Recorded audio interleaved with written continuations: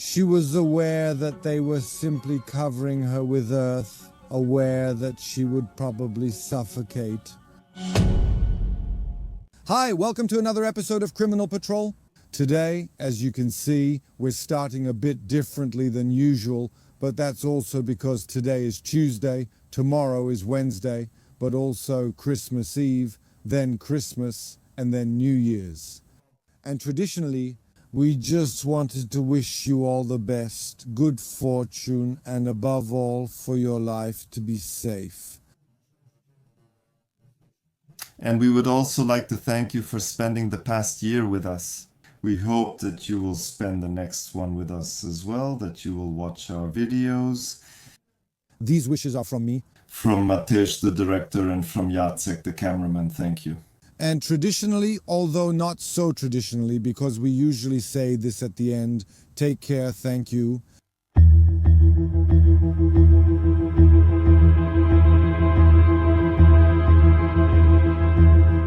Hi, welcome to another episode of Criminally Patrol.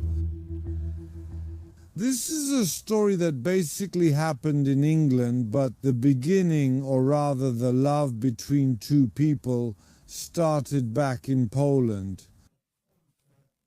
Michalina lived in a small town near Wrocław. All her life she dreamed of becoming a pastry chef.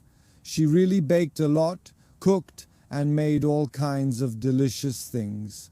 Her family was convinced that she would become a pastry chef, that this was how she would fulfill herself.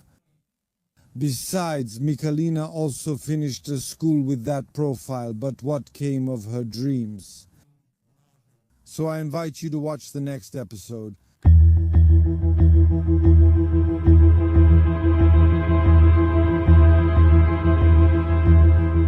One day, Michalina just went to the store for some things she needed for baking a cake, and that's when she met Marcin in that store. It was kind of like a bolt from the blue. She practically fell in love with him right away. Well, you have to admit, Marcin made an impression on women. He was attractive. That was the case here. Michalina looked at him and started talking. As is usually the case in such situations, they became a couple. First they started dating, then they started thinking that they could spend their lives together, that they could work together. And somehow, like other people in this life, they tried to make things simply better for themselves. They came to the conclusion that, most likely in Poland, they wouldn't really make a career here, that they wouldn't be able to earn that kind of money. That was also the beginning of the 2000s. Say, a lot of people were leaving then, for example, to England or Germany, looking for work there. When you looked at it and compared the earnings, it was really worth going abroad. She thought the same way. Both Michalina and Marcin decided that they would go to the United Kingdom. All the more so because Marcin's parents had already been there for several years. They were doing well. Marcin's parents themselves thought it was a good idea for their son and his fiancée to come to England because they would help them find work and start making a living. That's exactly what happened. It happened. They got on a plane and flew to a town called Huddersfield.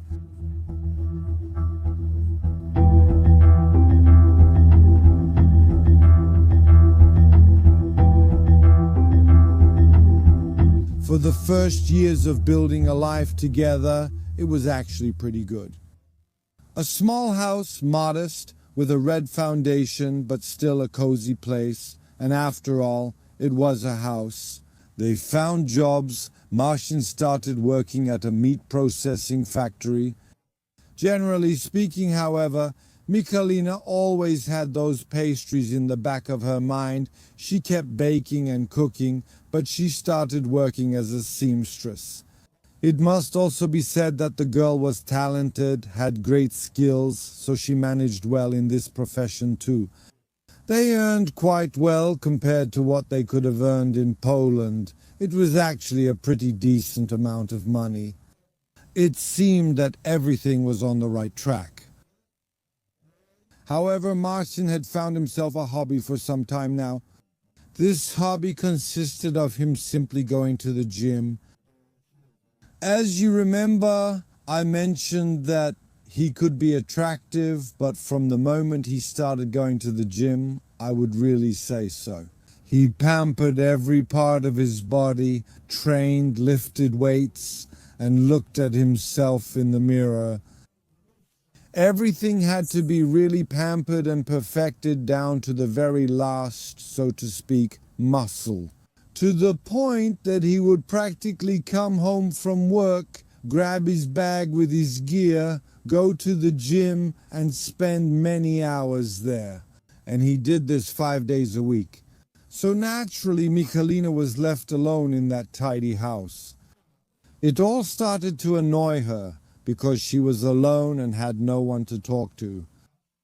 And she started to complain that it couldn't go on like this, that she was at home while he went to the gym and didn't care about anything. Probably for that reason, she was happy when she realized she was pregnant in 2007. And indeed, the next year, in 2008, they had a healthy baby boy. Michalina was happy she could take care of him. She could spend time with the child, and her mother-in-law would also come by to help her. Marcin himself also seemed happy that he had a child, that a healthy boy was born, but it was kind of just for show, because in his behavior and lifestyle, not much really changed. Just like he used to disappear to his gym before his son was born, now he also spent whole days lifting weights and sculpting his body.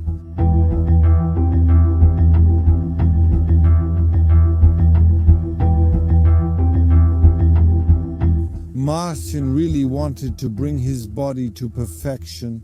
Like many people who go to the gym, just lifting weights doesn't give the desired results, so a lot of people take steroids, which cause muscle growth.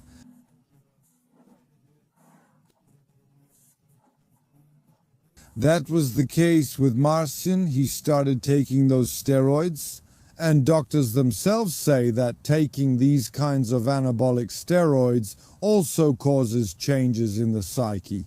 While it's true that they can bring about beneficial physical changes, unfortunately, the changes in the psyche can also be very pronounced. Very often this manifests as aggression, sometimes as depressive states, but it also causes various kinds of disorders that ultimately lead to psychological changes in a person. That was also the case with Marcin, who, after he started taking these kinds of substances, became different. He became aggressive and also unpleasant toward Michalina. And it's possible that she was a little afraid of him, and in some way she wished he could be the way he was before. So she had enough of all this. Even in those years, she was left alone with the child, taking care of him by herself. He was practically never at home, so naturally all kinds of complaints, arguments, and reproaches started, and that's how it was in their home.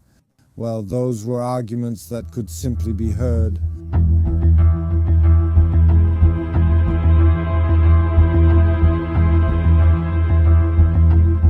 The years go by. It's already been almost 3 years.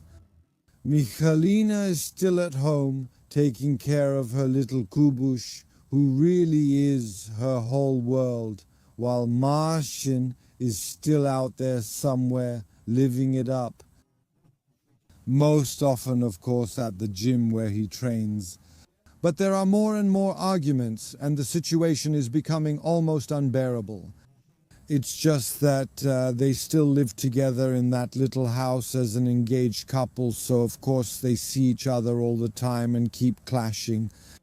However, that doesn't stop Marcin at some point from announcing to the whole world through social media that he is a free man, that he's breaking up with Michalina, and that he's looking for a new partner in his life. But Michalina also didn't want to give up her status as his fiancée. She, on the other hand, when she saw on social media that he was looking for a new partner, kept insisting that she was still his fiancée, showing off her engagement ring, a diamond engagement ring, and showing that nothing had changed and that she was still Marcin's fiancée. And they lived together. This went on for a while. The situation was extremely tense. It was unclear which way the situation would go because neither Michalina wanted to give up her status as a fiancée, nor did Marcin want a fiancée like that. At that time, Michalina still didn't know that Marcin had completely different plans for her. Plans or those plans? He confided in his gym buddy, the only 17-year-old Patrit.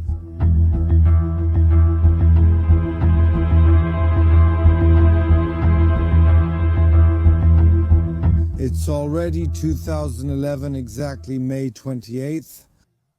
And here's a surprise because Marcin says to Michalina that maybe they could go shopping together. When she heard that, she was happy because she thought maybe Marcin understood, maybe everything would get better since they hadn't gone shopping together before. A long time ago, he asked his mom to take care of Kubush. He took the boy to her, and then he came back home. But he was in the company of that Patrick he met at the gym. Michalina was very happy. Finally going out together, some shopping, it'll be good, she thought, and went to the bathroom. For this outing, when she came out, she saw that Marcin and Patrick were already in the kitchen. When she approached him, Marcin, he put his hand in his pocket and clearly had something in that pocket.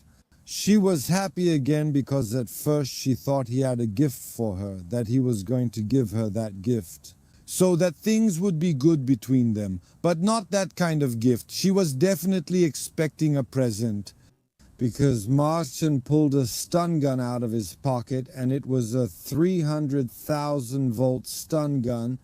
He quickly put it to her neck, pulled the trigger of the taser, and Michalina fell to the floor, but she didn't lose consciousness. She was lying there the whole time, unable to move at all. And she could hear and knew what was happening around her. She heard the conversations between Marcin and Patrick. She heard them wondering what to do next. She felt that they tied her hands, that it was some kind of tape, that they tied her legs, that they stuffed some rag into her mouth. For a while nothing happened, and then they came back home and she felt all of it. And that she decided to some kind of cardboard box. She was aware that this cardboard box they brought was supposed to be a kind of grave for her.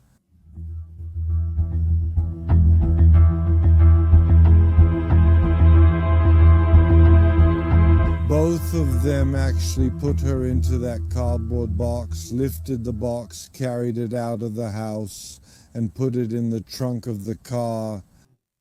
They drove to the area near a nearby golf course. They had already been there the day before. There, near that golf course, about 30 meters from the road, they dug a hole, a grave that was supposed to be a grave.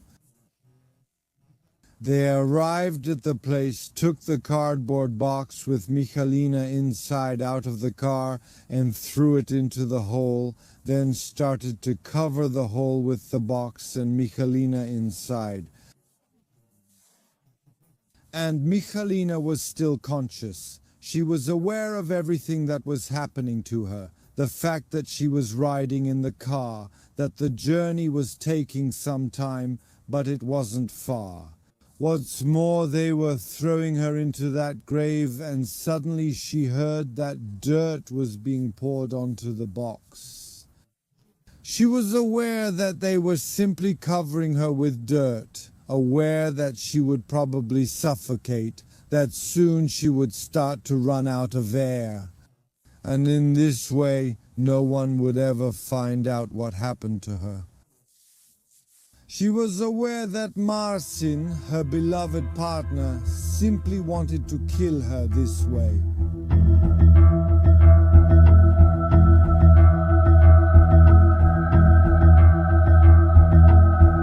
Michalina was aware of everything that was happening the whole time. At first, she simply started to pray, but then she remembered that she would never see her beloved son Kubush again. That gave her some kind of extra energy, a will to fight, strength, and through all of this, she didn't lose her ability to think logically. Well, it kind of seems to me it's even a bit like comparing it to movies with Jason Bond. In those kinds of situations, I would say critical ones, when there's no other way out, he comes up with an idea, and that's the kind of idea Michalina came up with. She still has the engagement ring on her finger. The diamond ring, which she realized could be used to cut the ties on her hands, she skillfully moved her hands so that she actually managed to start cutting the ties with the diamond with the ring. What's more, she did it successfully. She cut the ties. Once her hands were free, she started getting out of the box. She tore it open. The earth fell inside. She managed to pull her hands out this way, then pulled her head out and got outside. As it was later calculated, her struggle underground lasted about 30 minutes, so it really was a lot of time, almost unbelievable. She was all bruised, with various wounds, with nails and fingers that were bleeding. She got out of that pit, ran, and came across a driver who happened to be going to the golf course. She must have looked gruesome. The driver found out what had happened, took her to the police station, and there Michalina told them everything.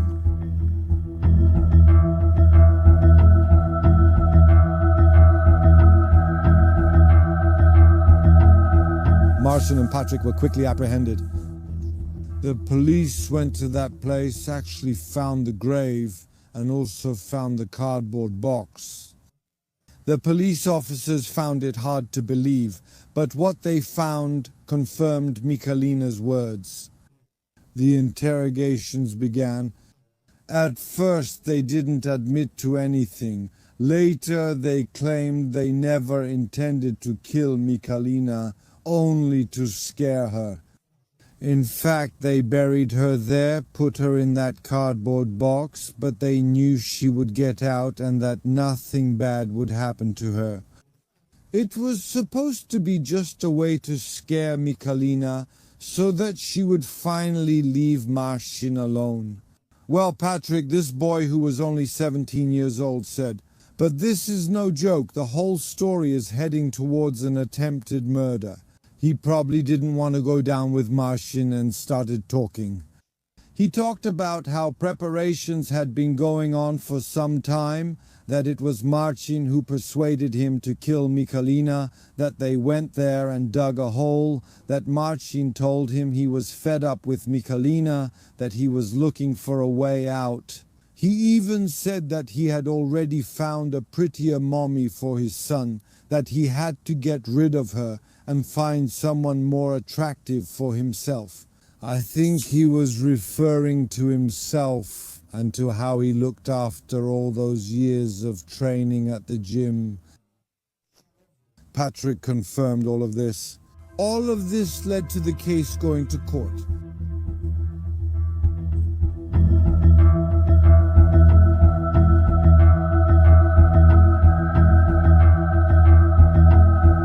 Throughout the entire process, Michalina was, I would say, mentally shattered. She took it very hard. She even wrote a statement to the court. She wrote in it that she loved Marcin very much, that he was the love of her life, but after everything he did to her, she hates him now, she's afraid of him, she's afraid that one day he'll get out of prison and simply kill her. She wrote that she hates him. Her too. At first, this Patrick, this 17-year-old, was just acting, I would say, cocky, even in the first stage when he was still in the courtroom. As he was leaving the room, he blew a kiss to the shaken Michalina, but then, as you know, his behavior changed. The court sentenced him to 20 years in prison for attempted murder. Patrick got only 4.5 years in this situation. Well, the court certainly took into account that Patrick confessed to everything, that he told the whole story. But in reality, the mastermind behind all of this was Marcin. A man who wanted to kill because for his 3-year-old son Kubush, he simply wanted a new, more attractive mom.